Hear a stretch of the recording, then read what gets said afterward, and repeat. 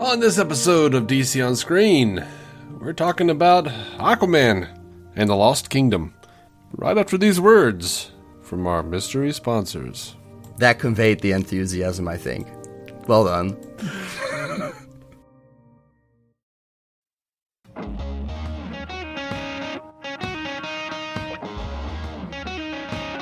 Welcome into DC on Screen, the podcast bringing you news and reviews of the DC Comics multiverse on film and television since 2015. I am your normal host, David C. Robertson. My co-host, however, couldn't get around to seeing Aquaman. He's on call all week, plus he's got a bunch of holiday stuff. Jason, my friend, sorry you can't be here today, but filling in. I am your irregular host. Yeah. Our wonderful friend, Effie Oppelders. It's good to be here. Yeah. Like, I wish it were on a happier occasion than the death of the DCEU, but, yeah, you know, it had to end sometime. It had to end someplace. It might as well be here. It might as well be now. Here's the thing, though. It's kind of the death of the DCEU. But then again, it's kind of like the final twitchings from a DCEU that died in 2017. Oh, absolutely. Yeah. Yeah. Let's not pretend it was, you know, had a high quality of life and was truly in the prime of its existence anymore. It was slowly dying in a deathbed and not like getting hit by a car in the street. And it didn't happen overnight. No. Yeah, it's like freaking this is like the version of the DCEU that we referred to, many of the fans referred to as the Hamadaverse. Yeah. Snyder done been gone, and this is a beast that Jeff Johns and John Berg and Walter Hamada and Toby Emmerich truly birthed into existence. So we've just been watching this thing that Snyder created, sort of, I don't know, have whatever the film universe version of like Huntington's Korea is. Like, they're just like twitching, and they've got like the broken muscles, and they're just like, yeah, they look like pretzels, and it looks painful as shit. Yeah, it's a contortionist's worst nightmare, and in some ways, like, that could only be made to look epic and gruesome by someone like Snyder, and probably not someone else. Ironically, I do think James Wan could do it, but James Wan could make a very interesting horror thing out of it. This is just not his best work, I don't think. Look, so you know, look, there have been good things in the Hamada DCEU, I think. Birds of Prey was one absolutely of those. That's a highlight. I did enjoy the Suicide Squad. I know you didn't so much, but yeah, not as much, but it's better than this shit. Some other, yeah.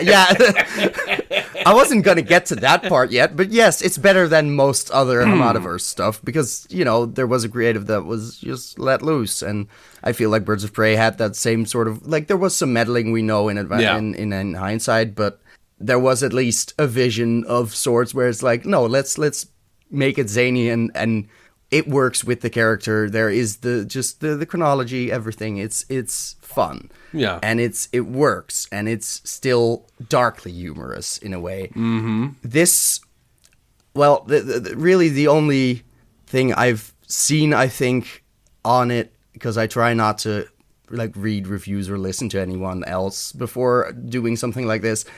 I got the comicbook.com newsletter in my email inbox, sure. And I was like, it had some alliteration with silly and swan song and probably another word, but the silliness is the thing where it's just, this is for a movie that pretty much opens with some people think that makes me a joke. It really puts in a lot of effort into making him a joke. Mm-hmm.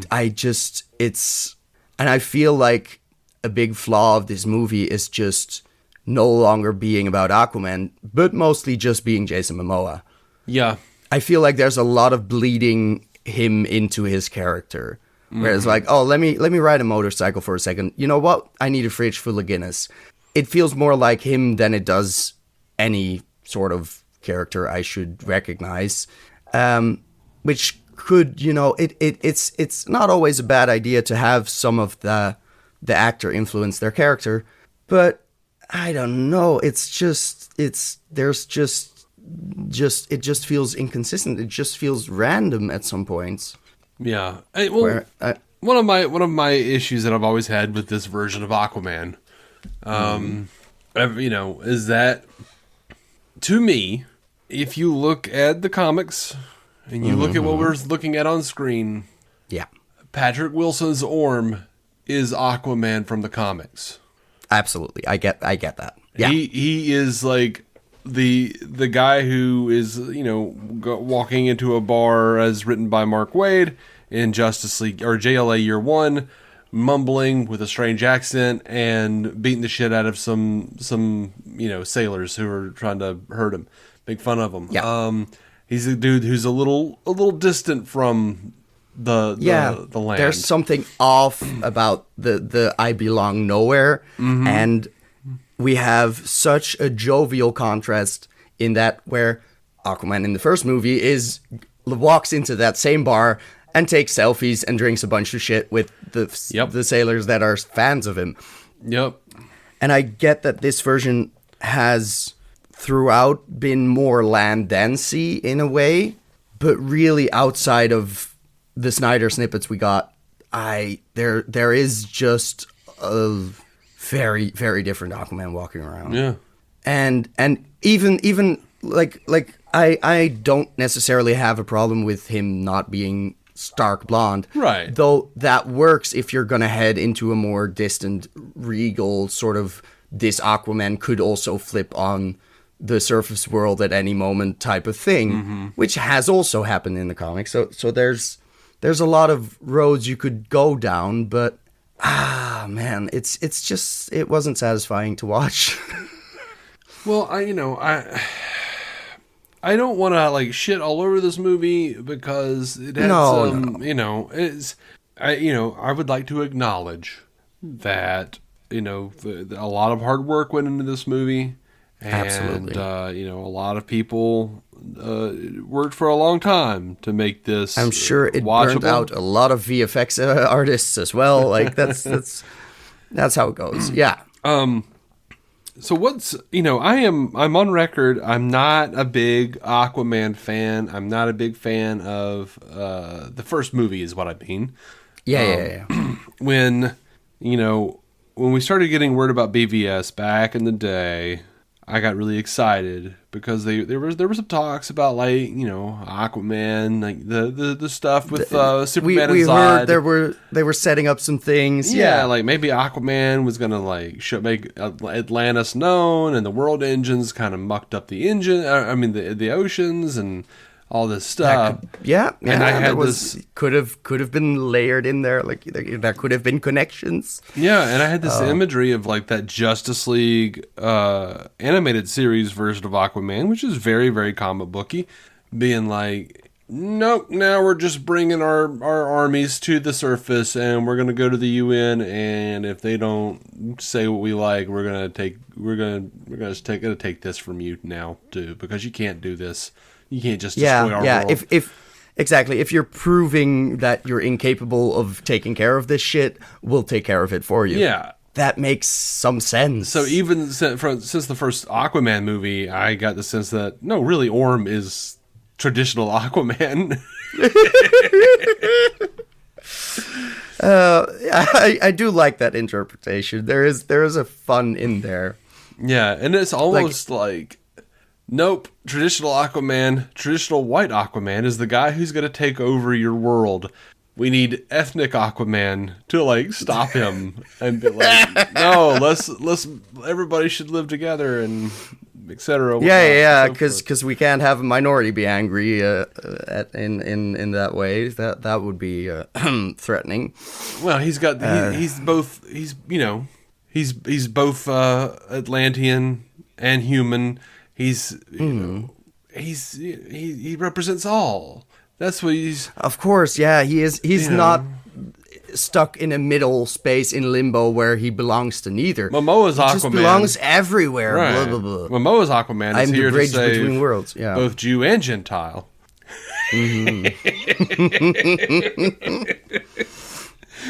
Instead of Aryan Jesus, who is plotting to destroy the earth. Yeah. No, I mean, I get it. Yeah. I do enjoy that in this movie. Orm had time to bleach his hair once he got a haircut. Like just throw some bleach in there as well. That was lovely. That was just a nice touch. I need a new suit, and also I need some peroxide because this ain't cutting it. Yeah. I like to imagine that it's like a chlorine chamber that they just step into. Yeah, just a quicker way.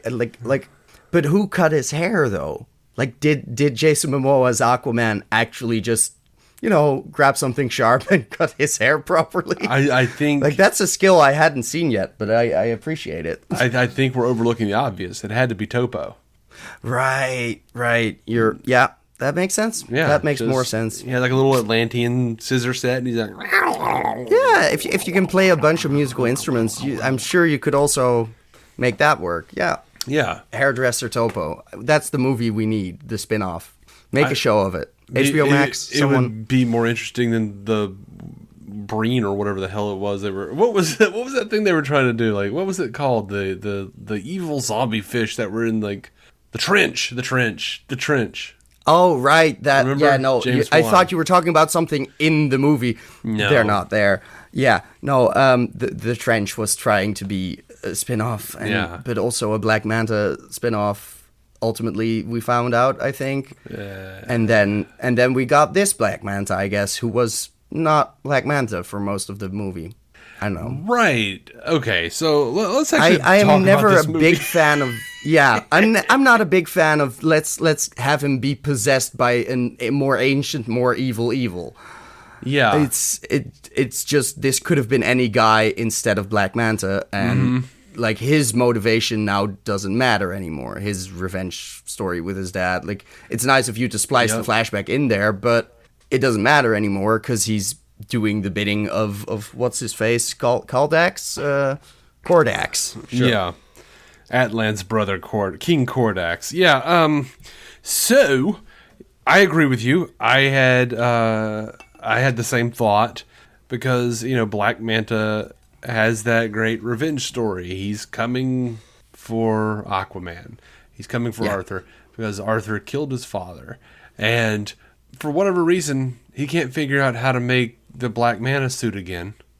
Yeah, because he got like a better version from Orm last time, but also he already had he had a version of it before them, right? Like I didn't. Or is he just like? I feel like he was like maybe he was like, well, I need a really powerful version if I'm going to take down Aquaman. Fair enough. Yeah, I need Atlantean tech to take down the Atlantean, and just looking for whatever is out there. Yeah, I suppose.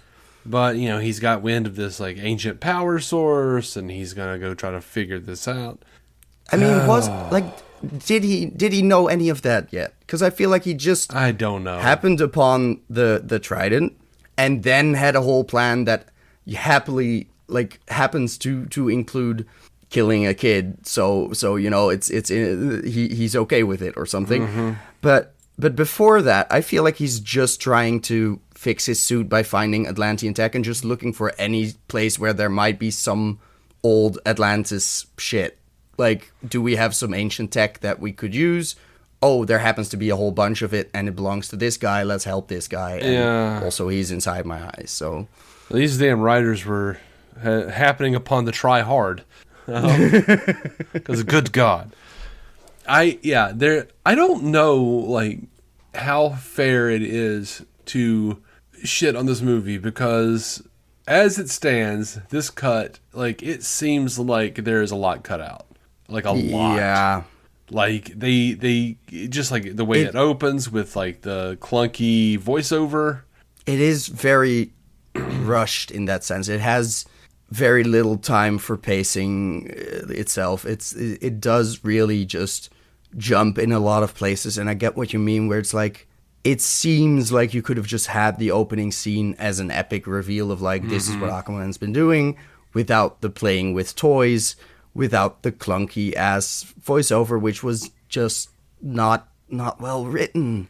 No. It just felt like Jason Momoa showed up in the ADR studio and was like, let me explain the core of this movie, I guess.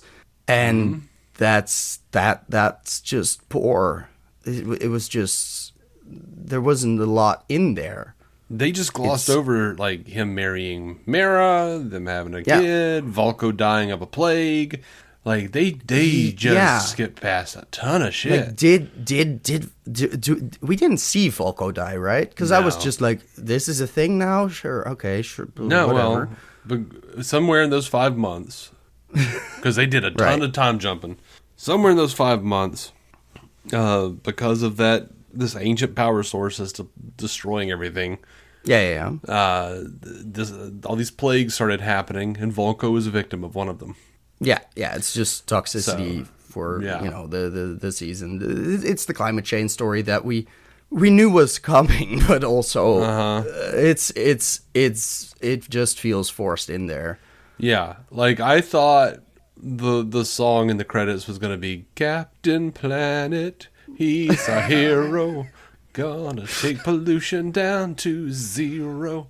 It was like more on. It was just it was basically as on the nose as Superman for the Quest for Peace in that way, which It's like the climax of Superman talking to the UN about nuclear arms. No, I'm aware, but it's just that somehow didn't solve the arms race with our nuclear warheads, and I feel like this also isn't going to be the one thing that brings together the world to end climate change. Well, no, because if this is, this is set 4 years after Aquaman, so sometime in the next 6 to 7 months, Darkseid is going to come and destroy most of the world, if it's still in the Snyderverse. I feel like that's a good ending for the Hamadaverse. Jason Momoa has been kind of adamant that, like, at least Aquaman 1 was in Zack Snyder's Justice League. Yeah. We can headcanon that either way, thankfully. I'm glad. I would be glad to have that as my headcanon, as, like, Atlantis makes itself known. Jason Momoa, Aquaman, gets up in front of the world and says, "Hell yeah, I'm Aquaman, not Macho Man Randy Savage." Ooh. And then, like, 5 months later, Darkseid is. And yeah. Just, I'm glad you tried, but fair. Yeah. And Mara gets to be traumatized and have her accent back and try and avenge him. That to me works. I'm fine with that. You know what? While we're talking about Jesus. Mara, I didn't mind Amber Heard in this at all. No, me neither. I didn't feel like she was cut out of a lot or anything like was alleged before. I was just like, no, there's plenty of action things. She just doesn't have a role. There's just nothing for her to do. She's just kind of there. Like Aquaman's mom is also just kind of there. For some reason, the queen and the queen mother are both in some sort of border defense. Like we're also part of the cops to stop an invasion. So like we have a job outside of the at least palace, I guess. At least as far as Mara's concerned, that's pretty source material. Yeah, no, sure, that makes sense. There's no setting it up. She just sort of shows up. Yeah, and that's her role. She defends, Atlantis, and I don't think I know, but that's nowhere in here. Because it feels like she's in that house. No, it just happens.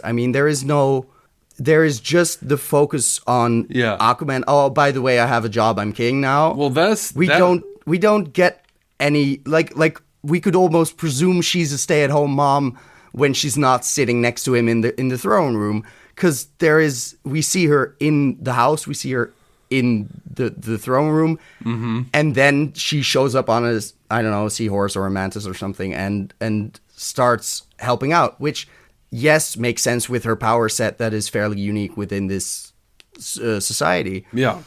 But then also his mom is there, and it just felt very much like we needed to give them something to do. To me, it did not feel like that. To me, it was like, they're doing what they should be doing. Because, like, I was, with all the reports of, like, her being cut out, I was worried, like... We would see snippets, yeah. No, like, I didn't get that sense. No, yeah, I didn't get that sense. I was surprised and impressed because it just felt like the movie wasn't about her. Yeah, that very much is true. Still doing her thing. And she even got to like come in and save his ass, you know? So yeah. No, she was there, but it very much felt like just being there, and it's felt rushed more than cut out, if that makes sense. There's just very quick snippets of action scenes that I'm sure she might have felt like she was cut out, because I'm sure for half of it she didn't need to be on set. There's just a bunch of shots of Mera where I'm like, yeah, that's CGI. That's just fully, we might as well, we don't need her face in this shot. Good. Yeah. And it's like, I don't think she was done dirty. I just think that either, you know, give her more of a supportive role to Aquaman, like give her some lines, or don't. But this was just, it wasn't her movie. I agree. I get why they... I also didn't enjoy a lot of whose movie it was, so that might be an issue. I get why they didn't... I had forgotten, but when Black Manta was like, damn, you took his woman too? I was like, oh yeah, that's a great reason to keep Mera out of most of this, because like I don't want to have that conversation. I don't want to watch them have that conversation where Orma's like, used to be my betrothed, and now you're married to him, and that's bullshit. And, you know, I don't want to see that.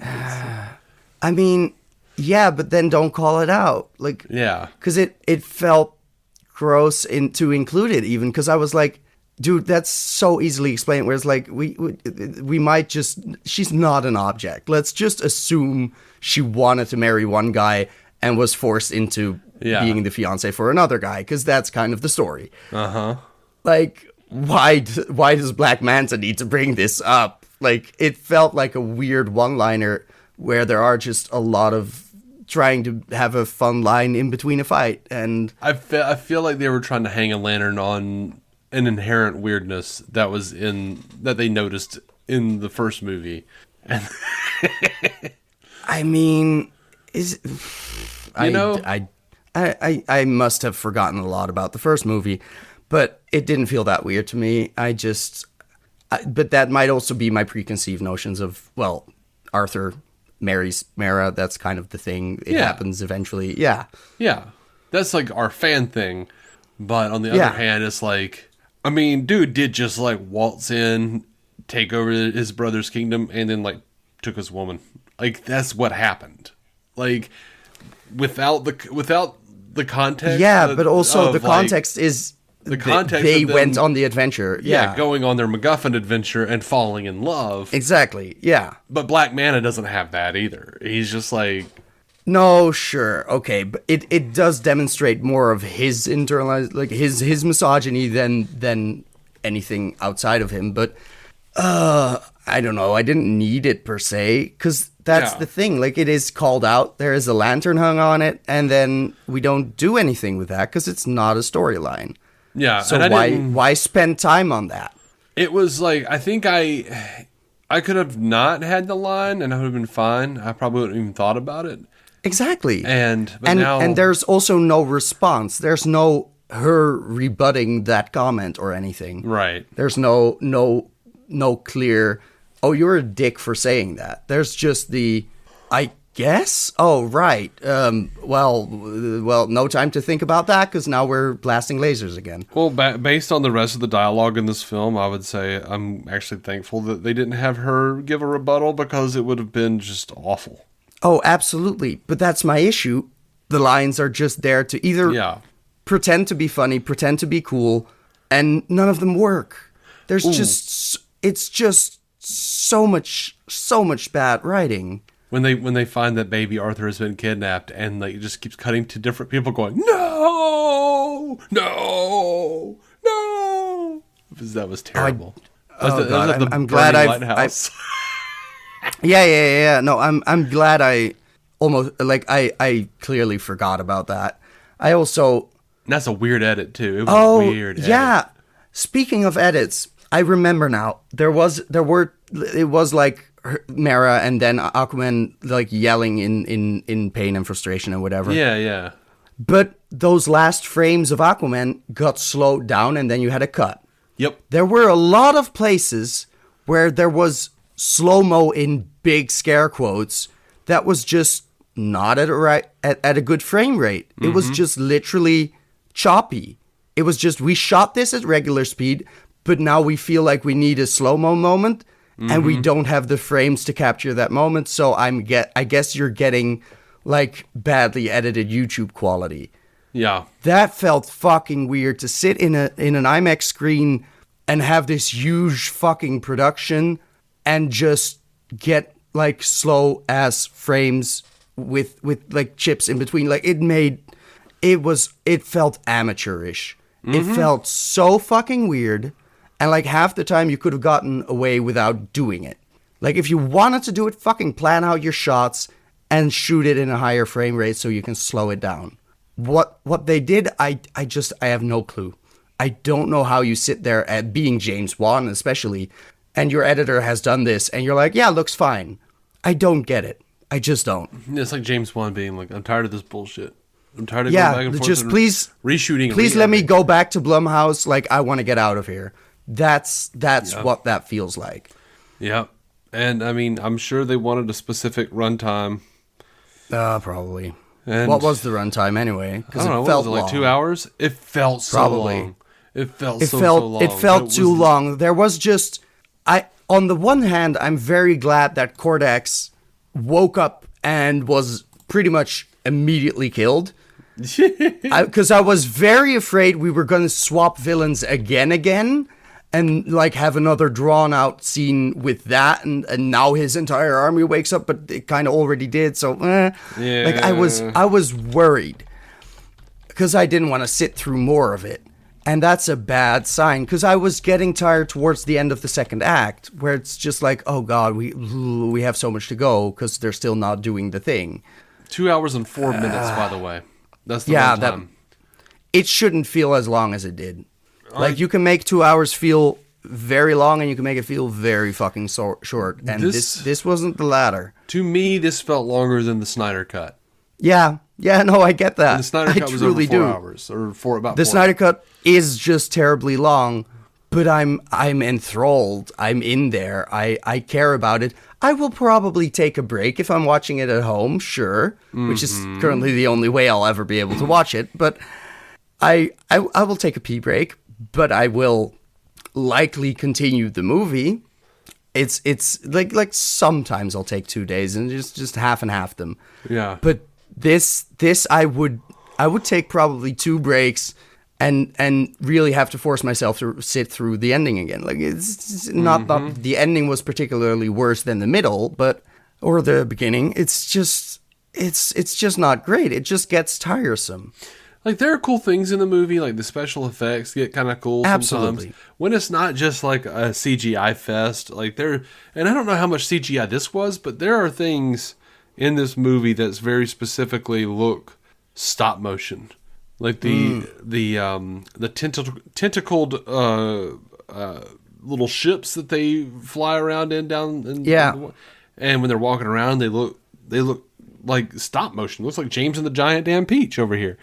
When they're on like I wasn't too bothered, but it wasn't great either. It was just this is what the designs do, I guess. Yeah, no, I'm not complaining about that. I'm saying I enjoyed that.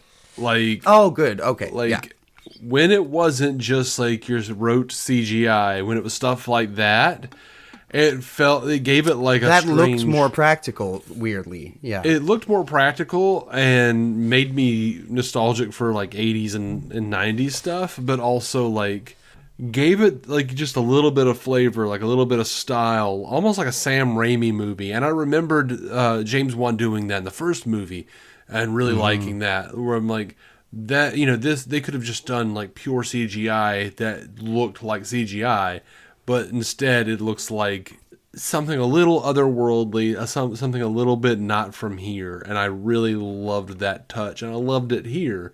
I just wish there were interesting things going on around it. And yeah, because sure, Atlantis is still pretty, and like even like the insides of the octopus machines felt sort of,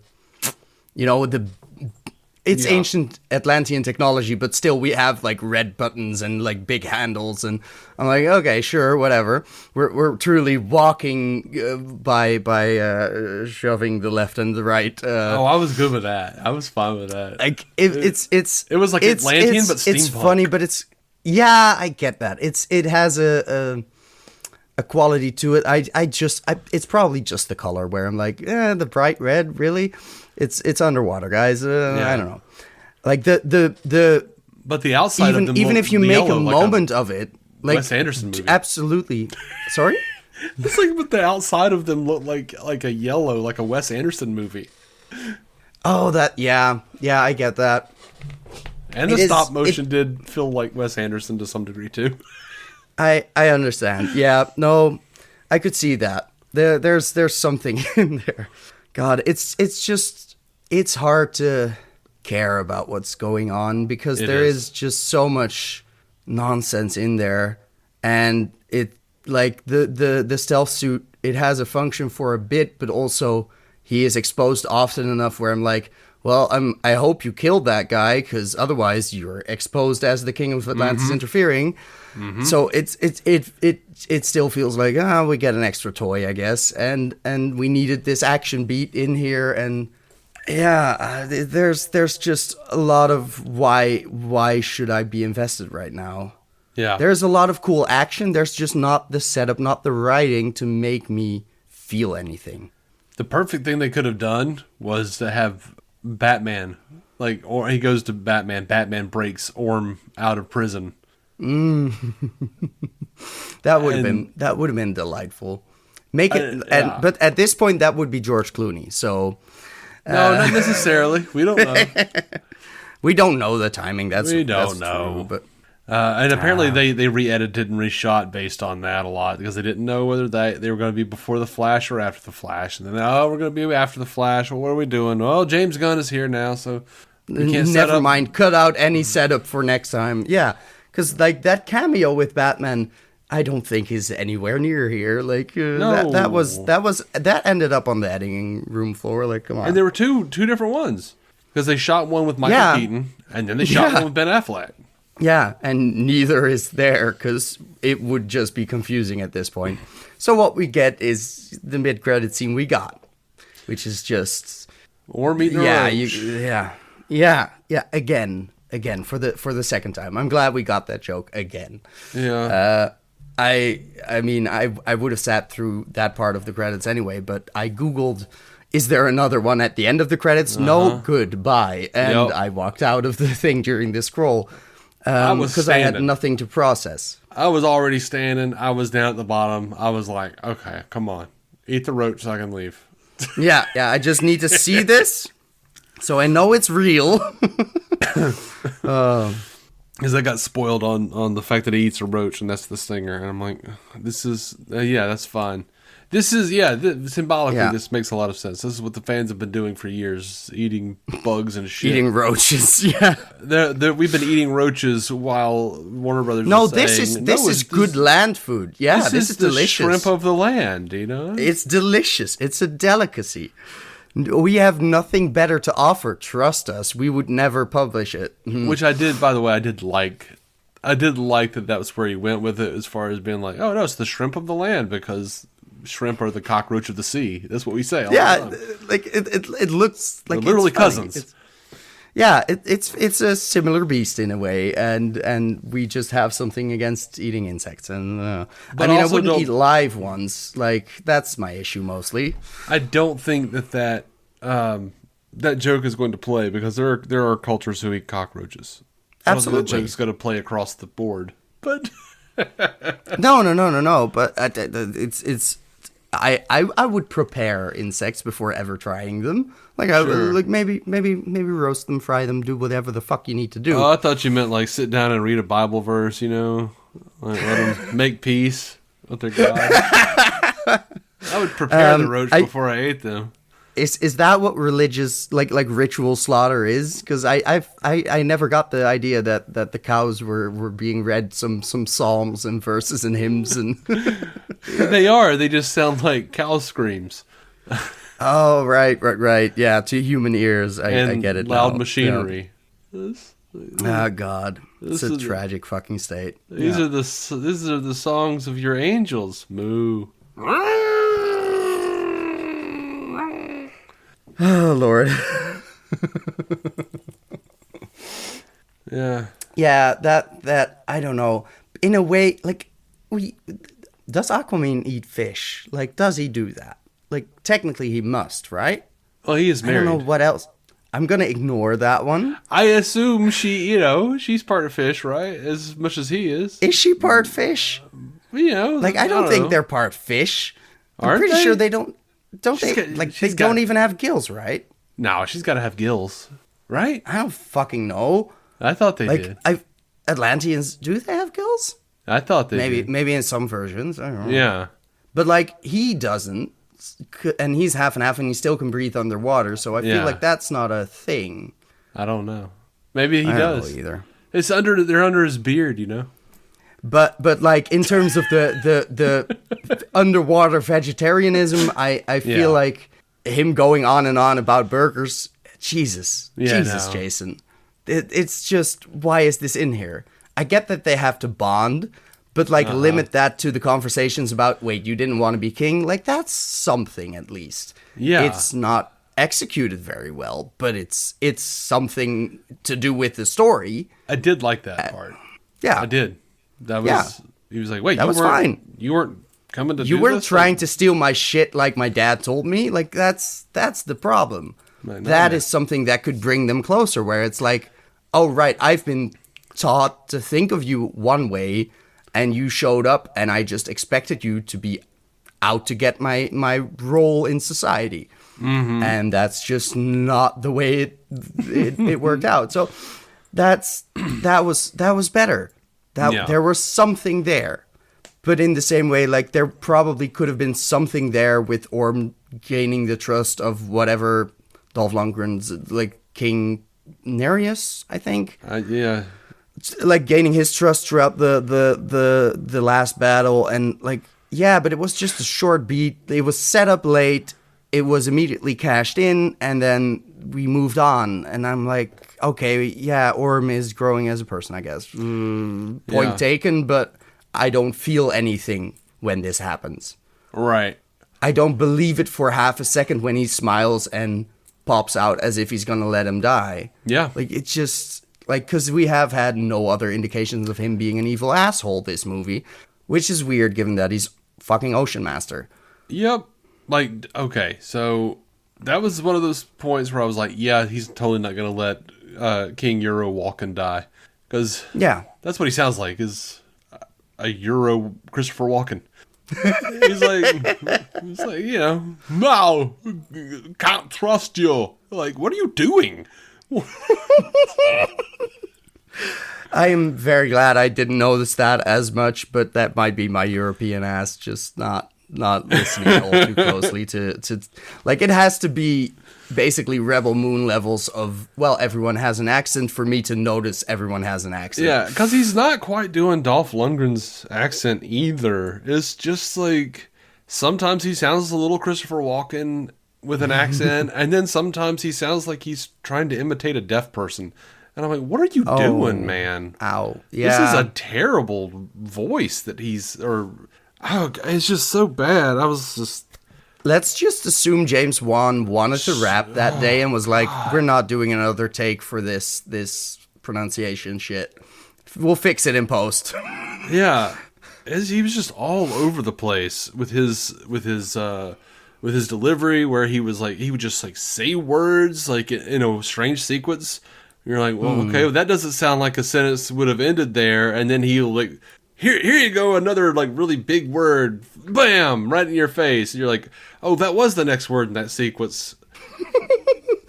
Okay, why does it sound like you're drunk? It was boy. Dolph Lundgren is not a great actor. I'm sorry. I like a lot of your stuff, man. I'm a fan of the 80s. I had fun. You're not great. What are we doing here? Why is he here? But I was, disappointed that we didn't get more the Fisherman King. I wanted to see more Jaimin Hansu. I get that. There was so much action. It was like we never had a chance to breathe. Like once it started, it never stopped. It felt like. Yeah. It doesn't breathe. It is very much a next thing. Let's move on, so you don't have time to think about what we're even doing. Because, it's cool to have a bunch of big animals in the jungle, but also it's the whole jungle hideout is just there to get destroyed once we get there.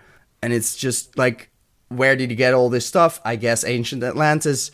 I guess this magic fuel also makes things grow really big while also worsening climate change, even though, all of the plants are just mutating into giant plants, presumably needing more carbohydrates. No, more fucking carbon dioxide to turn into oxygen. So but also something is weird. They're like, skyscraper rats being eaten by big ass fucking what's the name? Oh my god. What were they, grasshoppers? Grasshoppers, thank you. Look, I watched Doom Patrol.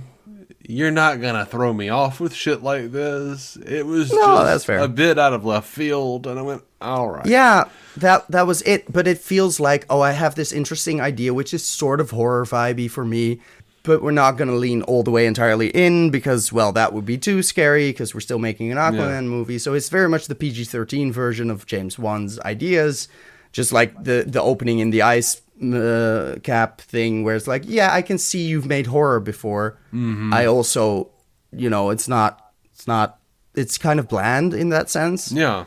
Like it does some weird stuff with the big animals, but it's also inconsequential in the long run or something. Yeah.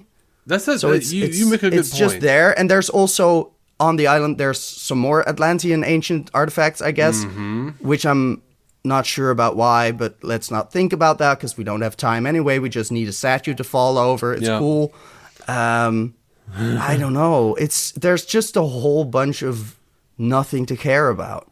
You made nothing a good to point. Latch onto. You said that the whole movie really is what you just said. They found something interesting, but they didn't want to lean into it. Yeah. Over and over and over again.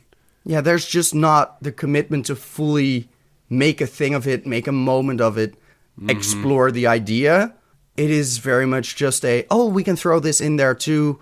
Let's get the VFX guys on it, and we'll move on to the next scene. Because there's a lot of scenes to get through, but we don't have time for all this shit.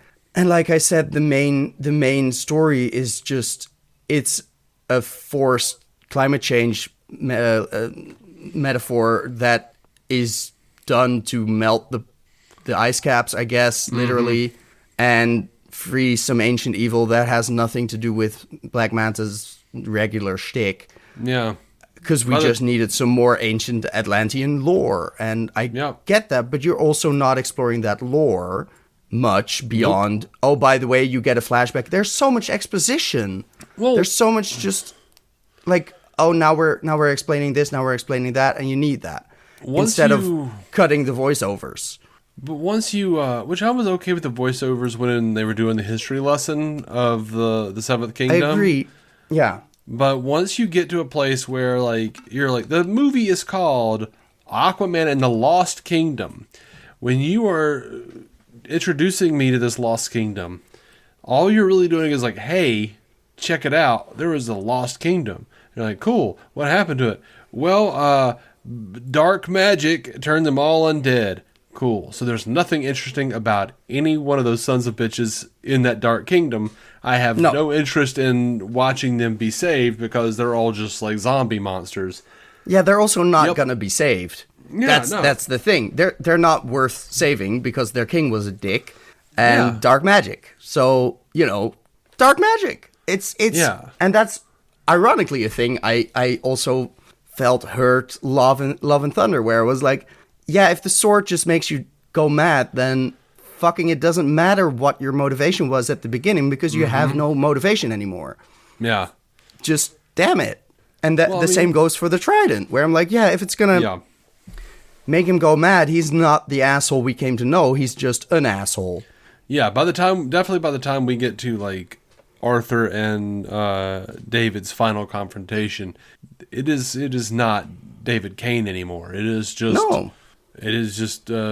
what's his face? The Also, where did he get the funding for the entire expedition in the beginning, by the way? Is he is he rich?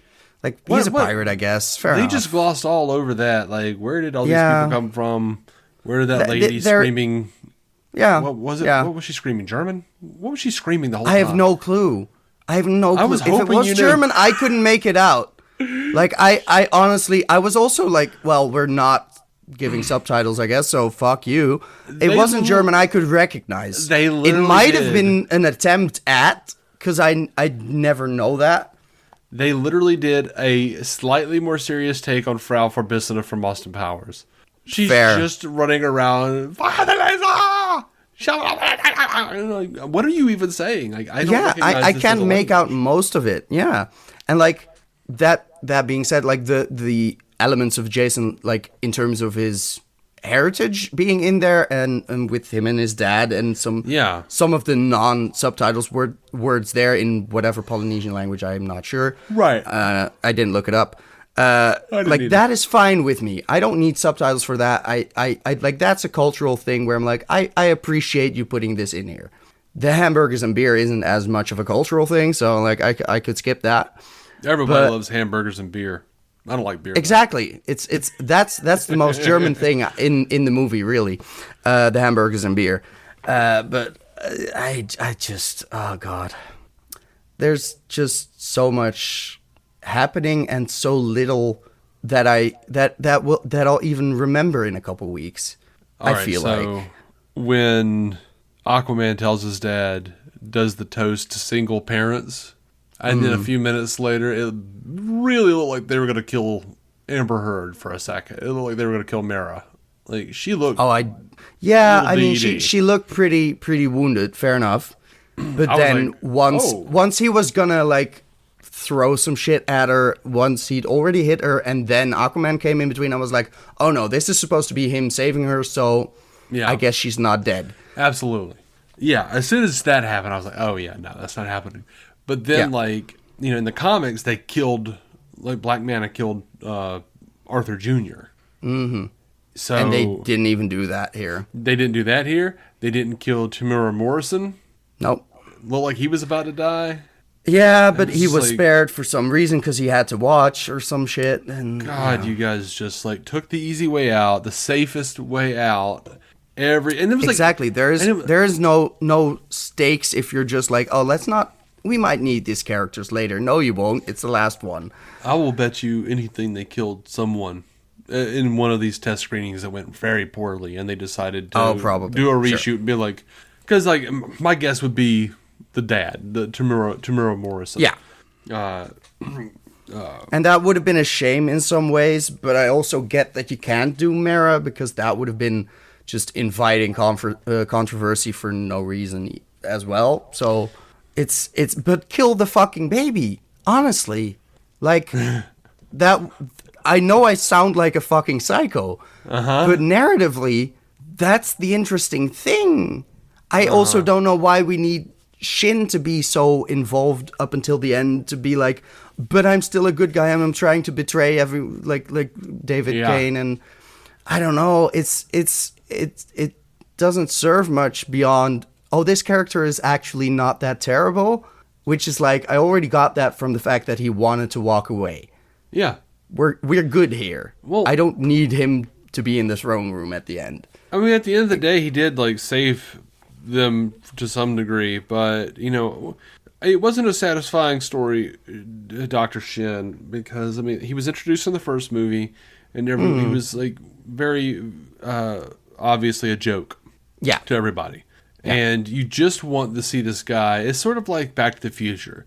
Like, please, can you just at least give me the newspaper that goes from saying Doc Brown committed to Doc Brown given a Nobel Peace Prize or some shit, or Doc Brown committed to Doc Brown commended, whatever it was.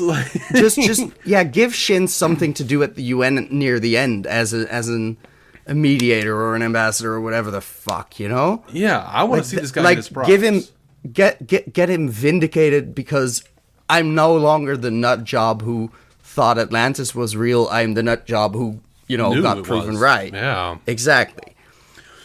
That could have been funny. There could have been something in there, but what we got was, I don't know, Jason Momoa's speech at the end. That was Robert Downey Jr. in the first Iron Man. Yeah, but worse. But worse, definitely. Yeah. It just felt almost improvised. And the last snippet, indeed, of "I am Aquaman," hell yeah. There's just whatever he did. Yeah, like he put in energy, but that's just his usual self, honestly. It almost felt improvised. It felt like it could have been cut. Like it was, oh god.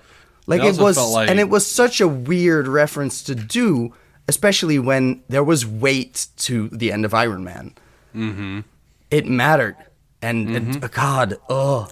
Yeah, and I also felt like he doubled up somewhere where it was like, I'm the rightful ruler, and also I'm the king of Atlantis, and it's like, we're treading water here. Yeah. Treading, sorry. Yeah, pronunciation. No. I just midway through got sort of intrigued with my own pun with water and just forgot the expression. Yeah. It's okay. I don't. No, it happens. I didn't know if you were making. Honestly, I thought you were making a pun that I didn't understand. I was like, you were like, threading water. That's not a mistake. That's like a thing, right? That with sounds clever. That sounds clever. That sounds like it's so clever I don't get it, you know? No, I just mispronounced it. That's me. Don't worry. I'm Dutch. It's fine. Yeah. Man. So also he did double up there, and I kind of it would have been cool if he'd been like member of the Justice League. Yeah. By the way, I've also saved your ass already, and there have been rumors of me for a long time. But also, there's an entire civilization, so that there could have been something to tie that in, and there wasn't. Yeah, I mean, they could have gone a lot of ways. Look, man, they could have done a lot of things a lot better. Sure, yeah, fair. I've heard some people say like, "Hey, this movie should have been 3 hours long." No, it absolutely should not have. No. A different movie could have been. A different movie could have been, not this thing. This thing was, slow going. Like, I know we said there was no time to breathe, but that doesn't mean everything in this movie needs more time to breathe. Right. And it means you need to cut some shit. And I'm like literally watching this thing. Out. I'm sitting there watching this thing, remembering James Wan interviews and being like, why did he say we were all gonna love Topo so much? Because he's an octopus. I don't know. He has no character, right? Yeah. Yeah, he's just like, just like going around doing stuff like that. And he pissed in Aquaman's face once, just like his kid. I guess that's a joke now. Like, I guess so. By the way, if your lead actress is best known for leaving a turd in a bed, maybe don't have her use her superpowers to push her son's piss stream into your husband's face. It's a weird joke. It's just a weird joke. First thing I know you would. Yeah. No, I might sit there just like going like, okay, so Amber Heard forcing her son to give her husband a golden shower. Cool. Yeah, by a kid who is definitely, not involved in that kinky shit. So, feels weird. Yeah. It was just he just missed the piss. It was an innocent joke. I understand. I'm not, trying to make it something bad. I'm just saying. No, it's just not a great joke to right begin with. It's toddler humor at best. It is. So, you could have cut it even regardless of what Amber Heard has done in her life. And right. let's reiterate that I am vehemently in the camp of she's the victim here, and she might have done some weird shit in retaliation, but I am not mad that Johnny Depp got fired and she just got a shitty role. Cause you heard that not James Gunn. You heard that Zack Snyder was like, "Oh yeah, I'd work with her again in a second." Yeah, she's probably recently. Nice. Yeah. Yeah. So. I mean, I have no reason to be all that upset with her, especially after what fucking hate campaign shit happened on the internet, thanks to Depp and a bunch of lawyers and people engineering a bunch of fucking outrage. Like, I'm sorry, we're terrible at noticing when we're being manipulated as a mass audience, and it was one of the worst things that's happened in the TikTok era of social media. I don't think it's that we're terrible at it. It's just that human beings are awful. Yeah. And when everybody else is doing a thing, you're like, it must good, be okay I have for me to join in. Yeah. I have permission to be hateful. The other thing, though, is that, like, I legitimately couldn't stand either Depp or her by the end of the trial because it was everywhere and it was all I could see, and I understand wanted it that. to end, I didn't want to see that. I can't blame her for getting sued by her abusive ex. I'm just like, she didn't want this either. Yeah, definitely not the way it played out. So I mean, I don't know her personally. She might be a bitch. She might be just the most wonderful person ever. I don't know her. Well, evidently she wasn't tired of it because then she come out and was like, Jason Momoa dressed as Johnny Depp to hurt me. I'm like, hey, he's always dressed like Johnny Depp. I'm not sure. I remember that. Yeah, that was a weird thing. I don't know where that conflict or not came from on the Aquaman set and team, and like, yeah. I don't know what happened. I don't know what she originally, if she did have more to do in the story. That's right. She didn't come out with that though. That was. Oh, it was in her. Yeah, no, I remember now. Exactly. That's something that fucking Depp fans. Yeah. Like paid money to sue and like get that information and release it to the public, which is a fucked up thing to do. It is. Like, yeah. She didn't come out with it. That's a very important point, because it is. Like, there's plenty of shit I say to my psychologists and psychiatrists that is not based in reality, but based in how I felt when that happened to me, and then me adding like, oh, by the way, I know rationally that this shouldn't hurt me like this, but it just feels like he's doing it on purpose and blah blah blah. Mm-hmm. That might very well have been the situation.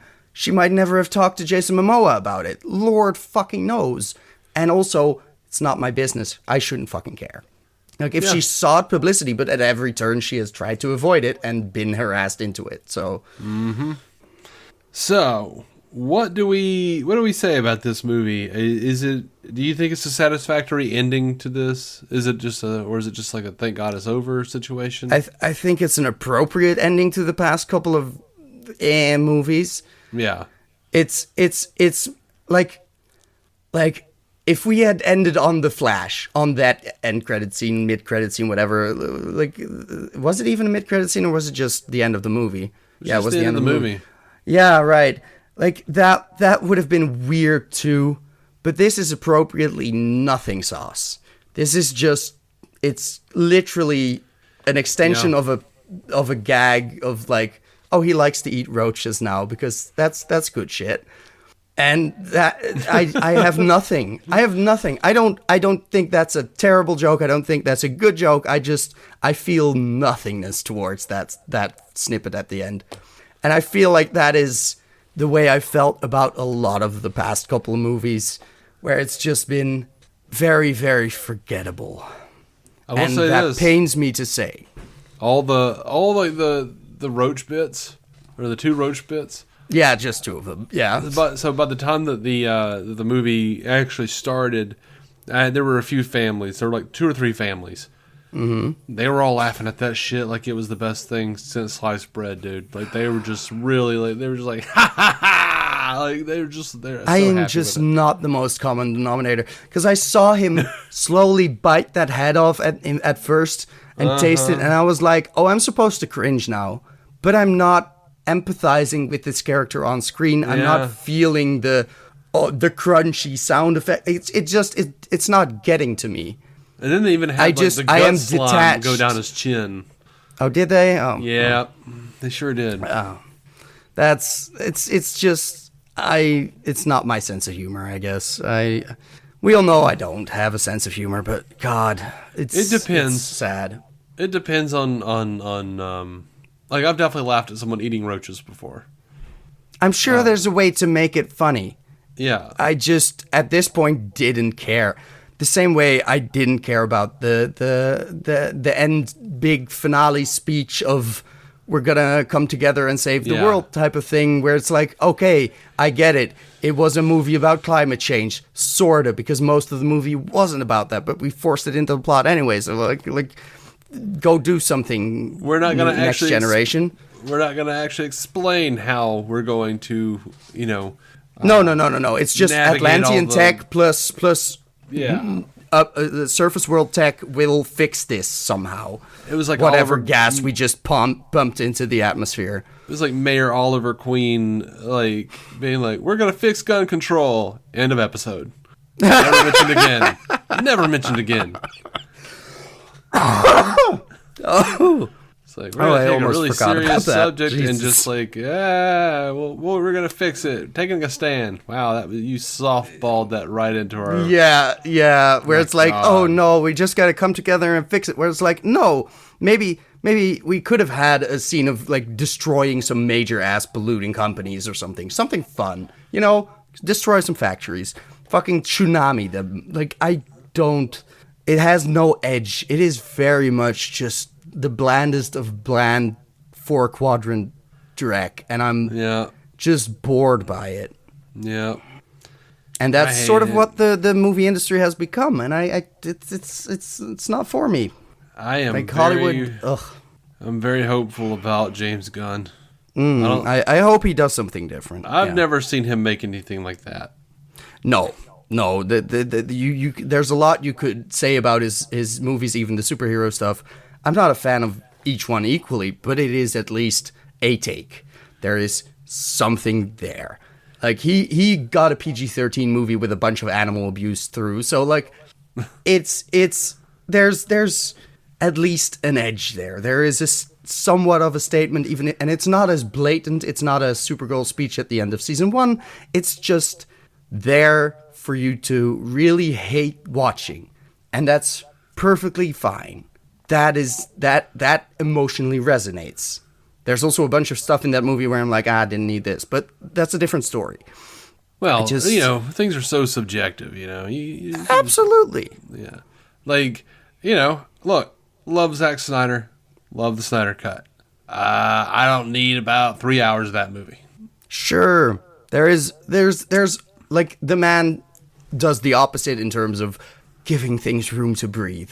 Snyder is not a filmmaker that rushes anything. No. I started watching Rebel Moon yesterday, and I didn't finish the first part yet, but I think I'm like an hour and a half in, and we've just sort of assembled all of the team. I think all of the team. Good God. I don't actually know, because there might be more characters in the next spot where it's like, oh, we also got to recruit them. I don't know. Snyder gives the shit room to breathe. Absolutely, he does. It looks nice pretty big as dinner. hell, but yeah. Dinner, jerk off, take a shit, quick shower. By the end of it, you're like, the scene is just sitting there sipping champagne in a hot tub, waiting to get laid, and you're like, where is this going? But you know what? It looks pretty. It doesn't matter. It's aesthetically pleasing. And it took 4 years for us to demand this thing, so he got his way finally. So let's go ahead and. Oh man, like in terms of the Snyder Cut, I do enjoy that shit. Like there's maybe a couple of things I'd speed up a bit, but honestly, I get why it's all in there, and I get that it would have been less if it had been cut tighter, like for a theatrical release, but I don't give a shit. I'm fine watching it all the way through. I don't know. There's just more for me to cling on to. Even the tiny, like like we all know the scene with the woman at the ATM. Like, that's not necessary for the overall plot, but it's emotionally resonant, and it tells us something about Cyborg, and I care about that scene more than I should, which in itself is impressive because, as I mentioned, this movie has very little of that type of shit. Yeah. It's all, I guess, related to the plot.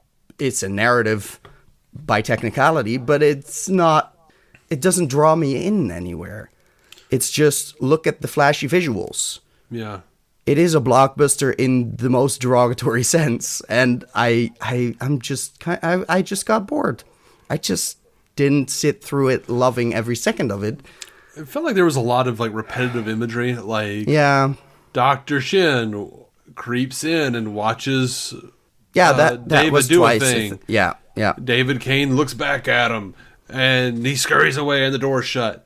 And we got that a couple times, and we got a couple. Yeah, but it's also like, not. If you it doesn't don't like matter. It, There's not a rule of threes. There's not a setup like payoff thing. It's just it happens twice. Yeah. Why? Just for him to look worried that he's still further changing into evil guy, I guess. Yeah, but there were also like other like little mini. It felt like there were like mini versions of that where it was like, you're gonna do the thing, and he's like sitting around going like, will I? And he's like, oh, and won't you? And oh, yes. Like there was like these little like mini moments of like basically sort of the darkest timeline version of Jesus testing Peter's faith or something. Like you will deny me 3 times before the dickwad crows. Yeah. He'll crow, hell yeah! Oh God, yeah. So it just feels like, it just felt very repetitive. It felt very slow, and the action just was so boring at times. Because we've said it doesn't take a breath, so it's not technically slow. It just keeps moving. No, right. But nothing happens on a like an emotional level. It feels like nothing is happening. Even though there's continuously something to distract you, it's just a thing to also easily get distracted from. Because midway through, you're like, I was watching this thing on YouTube. I could have been doing that, I guess. Oh, by the way, I need to remember to get this and this in the fucking grocery store. Like, it's just not as good as it could have been. And I wasn't a big fan of the first Aquaman either. I thought that was pretty bland as it was, but it was more than this. Yeah. This is just, I don't know. I just feel like I'm getting more angry at it the longer I have to keep talking about it, because I'm not sure what there is to say. I'll say this. It's just, This was like, it felt like double the things in Aquaman, the first Aquaman, that I didn't like. Yeah. With none of the charm. Yeah. That's basically the problem. It's just every attempt at humor is more annoying than funny, and every bit of heart is missing, and it's just, I don't know. It's and I probably shouldn't blame Jason Momoa solely for that, but it feels like a lot of that is just him being him on set instead of playing any sort of character, which bothers me, where I'm like, what am I even watching? Why are we watching this montage of him, drawing circles on a mud field with his motorcycle? Probably because he fucking felt like it after having a couple of Guinnesses on set. I just don't know what to make of that. That's how I made of it. Yeah. The best thing I saw while at this trip to the movies was the Furiosa trailer. Oh, I didn't get that one. Dang it. I need to look that up. I'm curious. Good. Yeah. Oh, I'm sure it did. Oh, fuck. I need to get my ass in there. Yeah. I just got the Dune trailer for Chapter 2, which was we got that. Cool. And maybe something else. Don't remember, I guess. Yeah. Wasn't Dune a lot of looked it. Boring. Dune looked boring to me. I'm sorry. Oh, God. I mean, I've heard the book is boring as shit too, but like I really like Villeneuve. It's just I really like Dune 1. But absolutely go watch Arrival first. Like if you haven't seen Dune, like just wait for the second one to come out as well. Like you might as well. I tried really hard to get amped up to see Dune, and that first trailer looked really cool, but then like the more I saw of it, the more I was like, this looks really boring. It's not a fast-paced movie necessarily, but it like the Zimmer score alone, such atmosphere, such it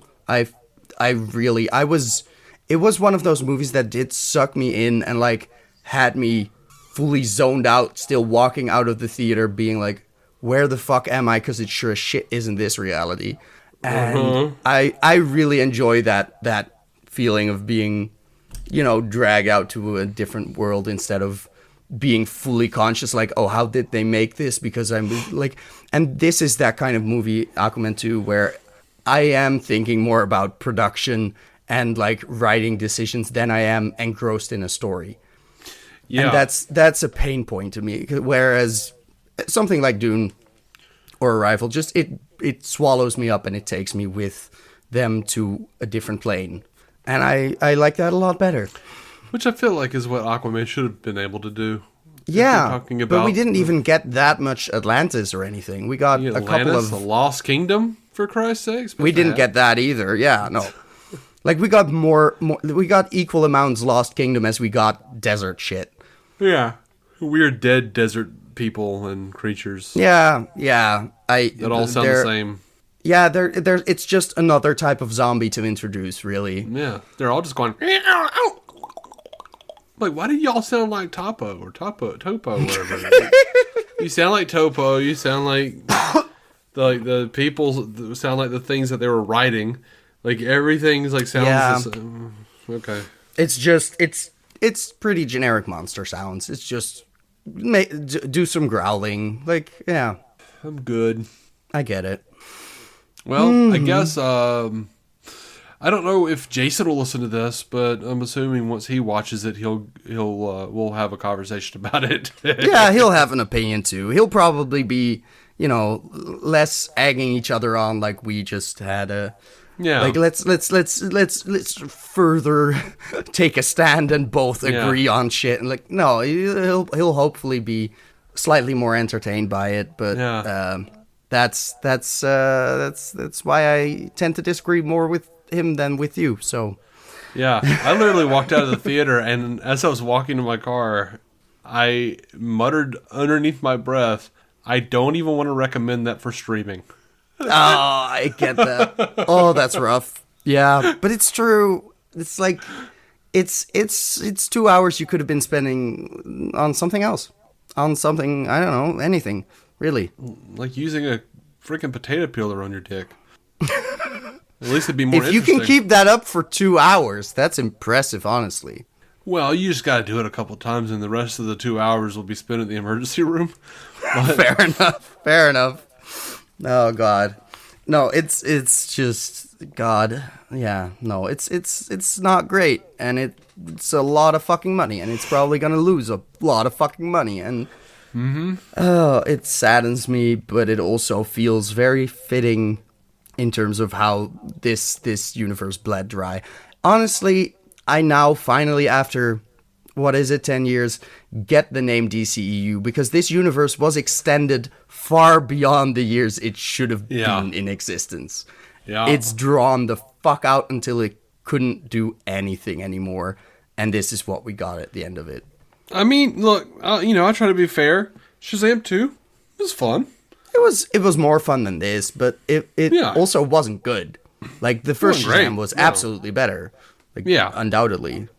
Well, it had John Glover, of course it was. That's the only thing that was better about it? Sure. No. No.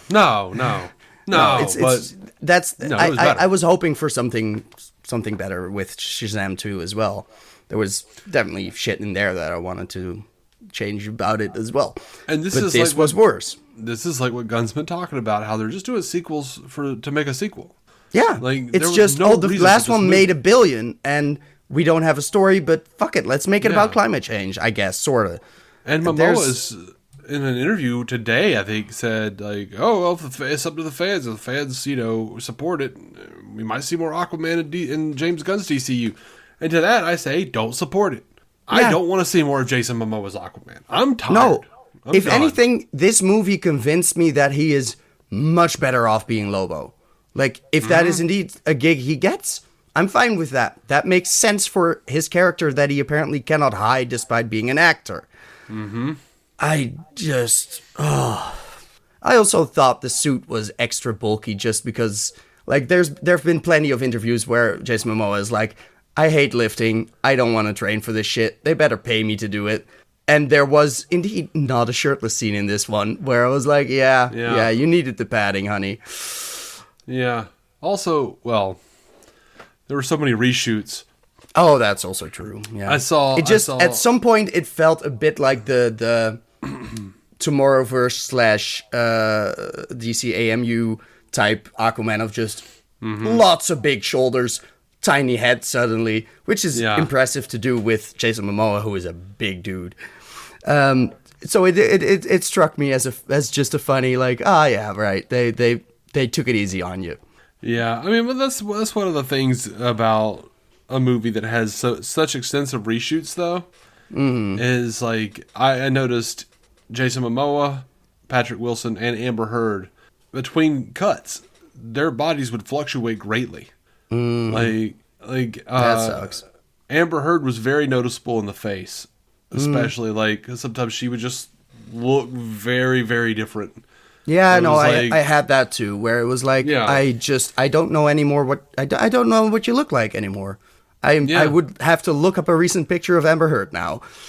And there's no shame in that, but it is very much a, like, why should this be noticeable from shot to shot?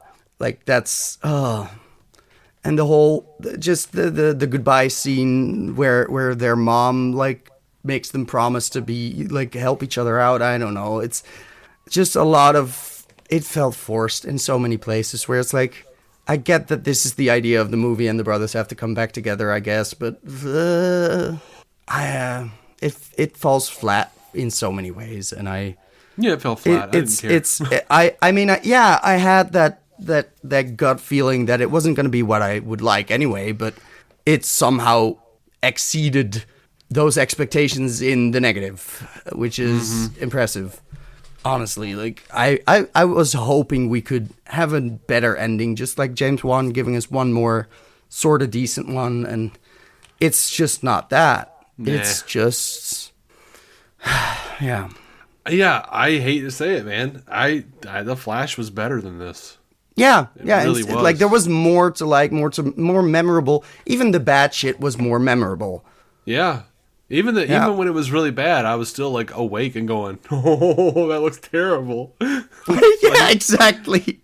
Where it's like, if we'd had, like, the same amount of time and effort and VFX shit for the Flash that we did for this, that one could have looked better, and this one could have looked worse, but nobody would care because it's also just not a great story.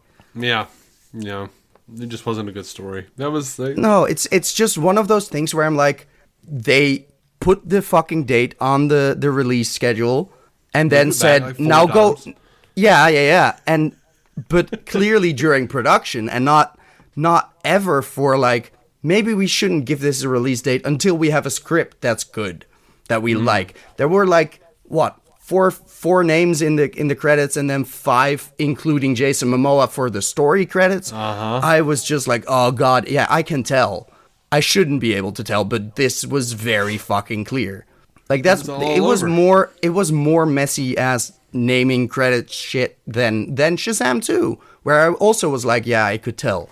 And it's just, god damn it, have someone write a fucking story before you start pre-production and production and fucking everything.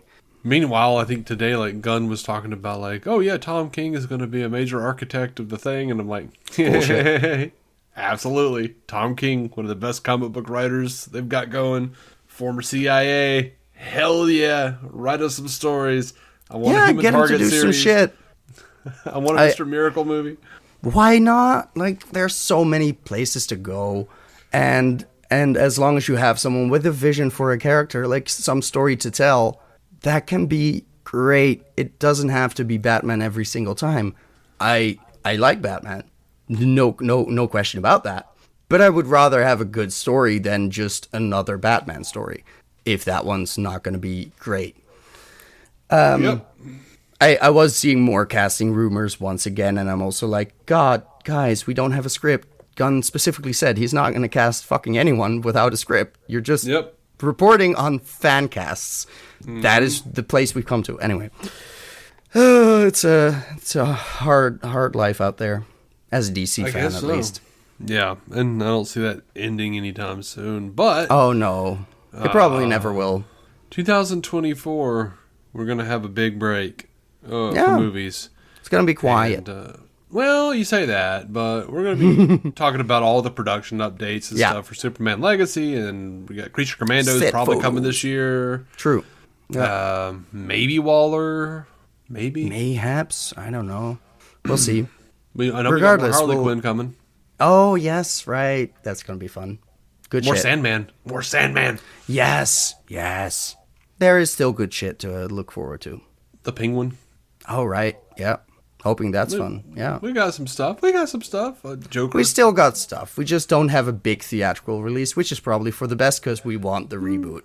Like, well, we do have the Joker. We have Joker 2. Rightfully, I do. Yeah. Right. Mm-hmm. I am, conflicted about that one like I was about the first one, so we'll see if it's any good. I mean, the first one was good. It was well made. It has some...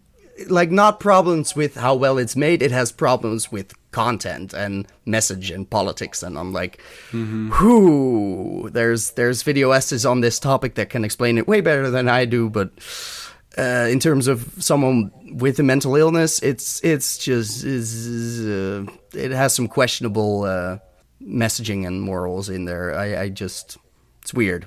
It's a weird way of portraying shit. It's also, I think, purposefully very muddy. Yeah, which means you're not taking any care to keep it coherent in that particular way. But that's a different review we've already done. So we have already done that, and we've done it. I was there. Times. Yeah, you were there for one of them. Mm-hmm. Yeah, I joined in. I remember that. But now Lady Gaga's there, so I'm gonna watch it. Absolutely, like I hear there's gonna be song shit. So she's a great actress. Like I'm very glad they got her. I'm looking forward to it. Yeah, I'm very. I'm just also probably gonna be depressed as shit when I walk out, but that's just a given with these movies, I guess. Mm-hmm. Or we'll watch it and be like, well, that just didn't need to be made. Jesus God. Also very possible. Hell. I'm going to call it. Do you have anything else?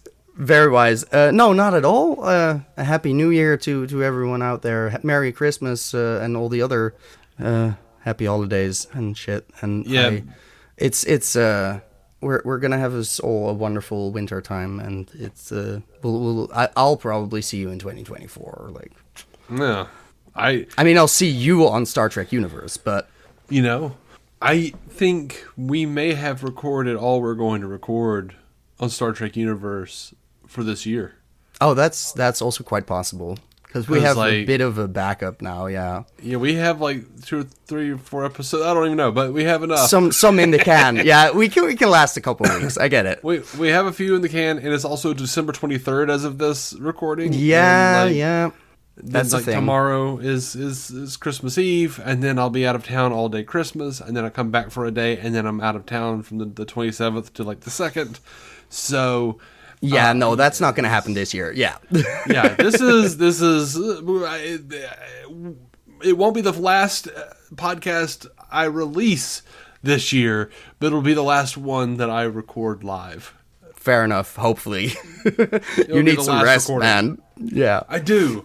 I just did one with Matt that was like 2 hours long or something. And last time you mentioned it was like 3, so that's going to be some editing. Yeah. Yeah, it may have been 2 or 3 hours. I don't know. Like it's been. Time is an illusion. Like it's all a construct. Fuck if I know. Yeah, I was more tired when I told you 3, so it may have been more like 2. I'm trying to correct that, maybe. I don't know. I legitimately don't know, because I was over there from like 8 a.m. to like 1 p.m. or something like that. So. Yeah. Well, we weren't doing podcasts the whole time. No, of course. Anyway. The pre-talks are always fun.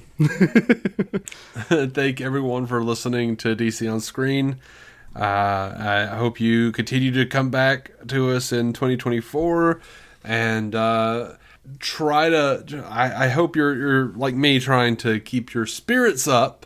That the Hamadaverse is dead.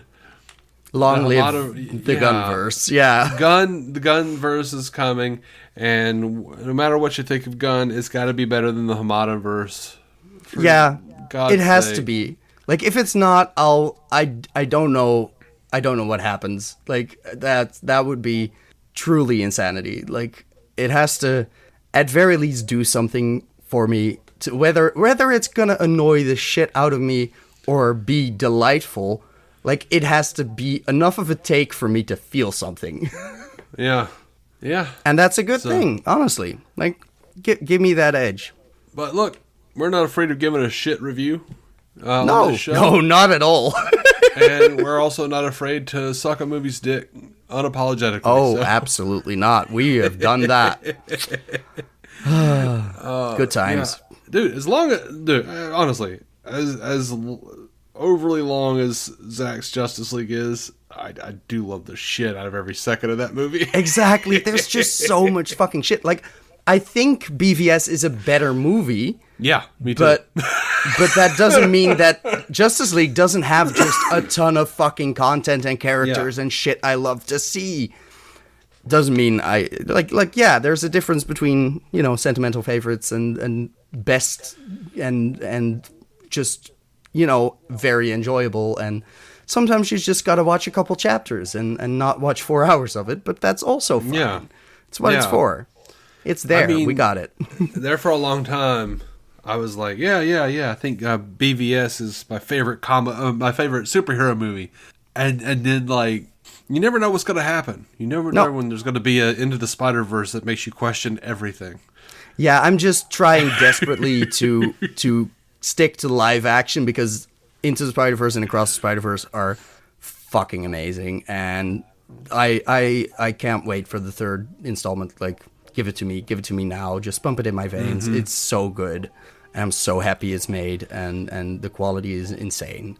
And they're probably also exploiting some artists for that, but it's a fucking terrible industry that we all love. Yep. Such is life. So yes, please join us on the journey. I'm sure Effie will be back soon. Probably. Jason's a busy person. Some people have a life, it's not their fault. Like, yeah. Until after the new year, keep some DC on your screen. Bye. Hey, thanks for listening to DC on Screen. Our theme song is by Jason Goss and Michael Shackelford of Galactic Engineers. The incidental music is by Michael Shackelford and Kevin MacLeod. You can rate the show on Spotify or rate and review us on Apple Podcasts. Doing that really helps push our show to new listeners, so your help would be much appreciated. You can also contact the show at DC On Screen on Twitter, Instagram, and Facebook, or email us at dconscreen@gmail.com. To become a patron and get ad-free episodes and exclusive content, go to patreon.com/DCOnScreen. Your reviews and feedback may end up on a future episode of DC On Screen. DC On Screen is a production of Maladjusted.tv in association with Stranded Panda. If you haven't already, please be sure to subscribe on Apple Podcasts, Spotify, or whatever damn platform you use.